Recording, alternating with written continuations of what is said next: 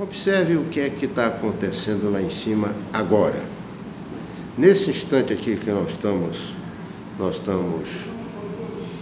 discutindo, pensando alto, respondendo, você sabe que há uma ebulição lá em cima de pessoas que estão há muitos anos lá vivendo e vivendo fraternalmente com alguns segmentos indígenas, alguns que são até já amigos, que não querem que saiam da forma como estão querendo sair.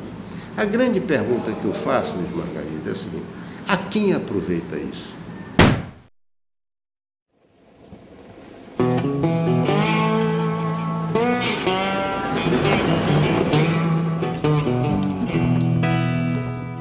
Terra indígena Raposa Serra do Sol, um pedação de Roraima cheio de montanhas de minérios e de água, muita água, na fronteira com a Venezuela e a Guiana Inglesa, que já tomou um pedaço do Brasil, vizinho à Serra do Sol, em 1904, quando tomou também 160 mil quilômetros quadrados da Venezuela. Aqui é um ótimo lugar para constatar como o rolo compressor das demarcações avança sobre o bom senso e todos os 4 objetivos fundamentais do Brasil, que são construir uma sociedade livre, justa e solidária, garantir o desenvolvimento nacional, erradicar a pobreza e a marginalização e reduzir as desigualdades sociais e regionais, e promover o bem de todos sem preconceitos de origem, raça, sexo, cor, idade e qualquer discriminação. Aqui, a maioria dos rotulados índios não quer reserva contínua, mas governo e justiça federais atenderam a minoria radical catequizada por ONGs estrangeiras e missionários, sem se importar com os demais 400 mil habitantes de Roraima, com os rotulados não índios expulsos de onde vivem há décadas, e nem com as futuras gerações de brasileiros, que arcarão com as perdas e os riscos. Aqui é um ótimo lugar para entrar e sair do Brasil com qualquer coisa sem ser notado. Terra indígena não tem lei. Quem manda é o tuxaua ou o cacique, de acordo com a tradição ou a conveniência. Alguns são transformados em máquinas de arrecadar dinheiro e popularidade no exterior para realizar campanhas contra o Brasil, que são difundidas mundialmente, como constatou a jornalista canadense Elaine Dewar. Em uma de Mão de Verde, mostra os bastidores da manipulação ambientalista e o homem à frente dessa rede de poder.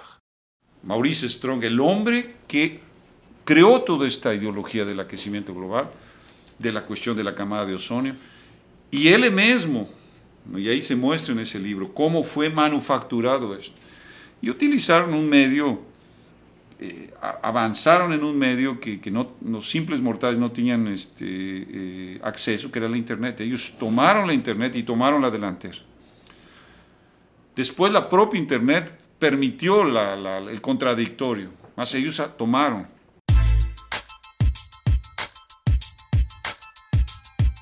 Uma rede mundial de informação que evidencia catástrofes ambientais e seus mártires, como os guardiões da floresta tropical, o Kayapó Payacã, o Kayapó Raoni, lembra aquele que andava com o cantor Sting? O seringueiro Chico Mendes, Davi e Dário Yanomami, até mesmo o MST. Lorenzo, que também já denunciou estas conexões, acompanhou a ascensão do seringueiro Chico Mendes no exterior e os efeitos da sua morte no Brasil. Minha mulher e eu fomos correspondentes de uma revista internacional. Nós chegamos em 85, precisamente no período de transição política no país. y era por eso que llegábamos, había esa transición, había toda esa expectativa. Y casi en el inicio vimos toda la significación, el asesinato de Chico Mendes, la manipulación del asesinato. Era utilizado como un elemento, como un pretexto para elevar el tono de toda la preocupación ambiental, podemos decir, y acusar a Brasil de que era un país que asesinaba a los lutadores del verde o lutadores en defensa de la floresta, que es lo que ha estado aconteciendo. Sí, la muerte de Chico Mendes permitió, ¿no?, la imposición de una legislación draconiana en el campo ambiental que no hubiera sido posible sin la campaña internacional. Es decir, no habría sido posible. Entonces, los poderes son claudicantes frente a la presión internacional porque ignoran exactamente la dinámica de poder en este sentido. Como recién el asesinato de Dorothy Stang produjo una esterilización de un área absurda de tierra en Pará. As frentes de notícias são várias. Em 2007, líderes Yanomamis, ONGs e missionários espalharam pelo mundo que helicópteros venezuelanos pousaram em Chitei, aldeia Yanomami em Roraima, na fronteira com a Venezuela, e intimidaram seu povo. Em diversos sites, o mesmo texto, o mesmo erro e as mesmas autoridades testemunhas. Só que em nenhuma reportagem aparecia o nome das autoridades testemunhas. Então, vamos a Chitei entender o que aconteceu. Afinal, foi uma denúncia que criou mídia mundial, criou tensão entre dois países vizinhos e sugeriu passividade e incompetência dos militares brasileiros.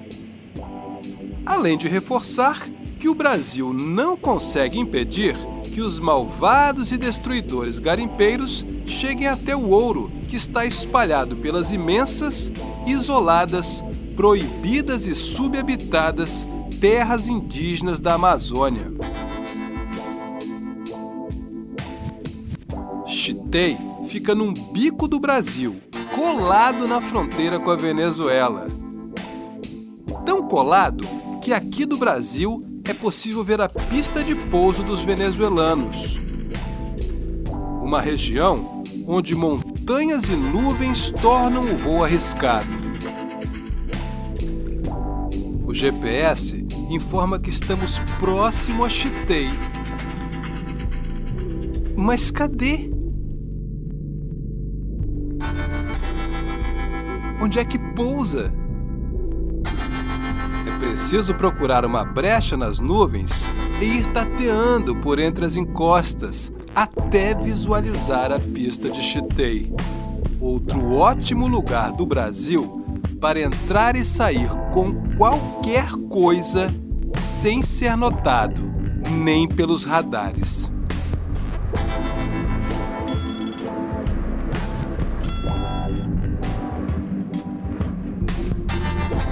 O processo de demarcação dos Yanomamis começou na década de 70, bandeira levantada pela ONG Survival International, cujo presidente cumpria roteiros nesta área do Brasil determinados pelo príncipe Philip da Inglaterra.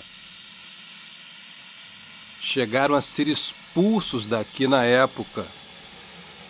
Antes disso, não há registro histórico de que existiu uma etnia Yanomami no Brasil. Mas 20 anos de pressão e notícias foram suficientes para legalizar até mais que a reserva. Antropólogos e missionários conseguiram justificar e manter no Brasil o assassinato de crianças que os índios praticam. O senhor acha que essa questão de trabalhar o infanticídio para que haja uma reversão nesse processo, o senhor acha que seria uma intervenção na cultura? Acha que lá fora poderia entender isso como intervir na cultura? Bom, nós precisamos sempre respeitar aqueles que são os sujeitos de sua própria história. Assim como você e eu pretendemos nós decidir os rumos da nossa vida, e não queremos que outros interfiram, né? Nós queremos elementos para poder discernir e tomar decisões e fazer opções.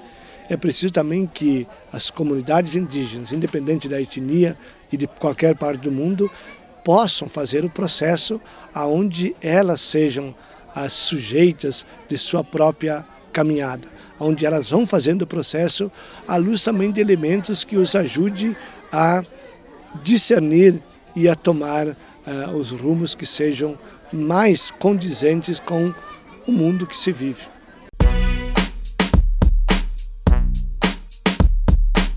E mesmo assassinando crianças, os Yanomamis tiveram seus direitos tradicionais reconhecidos e homologados. Isolados e sem acesso à informação, quem sobrevive é condenado aos costumes dos pais, à precariedade da tribo e à tutela de indigenistas e de ONGs, sem entender direito o que acontece ao redor.